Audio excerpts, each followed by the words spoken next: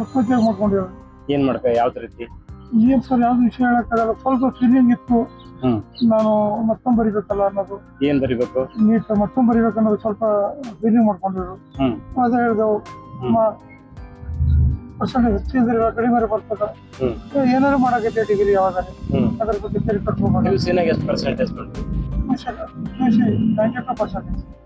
ಏನ್ ಮೆಡಿಕಲ್ ಮಾಡೋಕಲ್ಲ ಏನಿತ್ತು, ಮೆಡಿಕಲ್ ಮಾಡೋಕಲ್ಲ ಏನಿತ್ತು.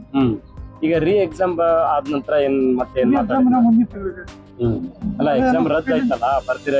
ಅವಾಗಿಂದ ಮುಖ ಸ್ವಲ್ಪ ಮಾಡ್ಕೊಂಡು ಒಂದು ನೋವು ಇರ್ತಿದ್ರು. ಅದೇ ಫೀಲಿಂಗ್ ಏನ್ ಹೇಳ್ಕೊಂಡು ಇನ್ನು ಚೆನ್ನಾಗಿದ್ದಾರೆ ಎಲ್ಲ. ಏನ್ ಬೆಳಿಗ್ಗೆ ಆಗಿರ್ಬೇಕು ಸರ್, ಸುಮಾರು ಏನಾದ್ರು 12 ಗಂಟೆ ಬೆಳಿಗ್ಗೆ ನೋಡ್ರಿ. ಡೆತ್ ನೋಟ್ ಅದೇನ್ರ ಬರ್ತದೆ? ಏನಿಲ್ಲ ಸರ್, ಯಾರಿಗಾರ ಮೆಸೇಜ್ ಕಳ್ಸೋದು, ಯಾವ್ದೇನು ಮೊಬೈಲ್ ಏನ್ ಯಾವ್ದಿಲ್ಲ. ಅಪರಂಜಿ ಬಂಗಾರ ಇತ್ತು, ಆದ್ರೆ ಏನು ಅದ್ರ ಬಗ್ಗೆ ಏನಿಲ್ಲ. ಸ್ವಲ್ಪ ಫೀಲಿಂಗ್ ಅದೇ ಇರ್ಬೋದು ಅಂತ ಅನಿಸ್ತದೆ.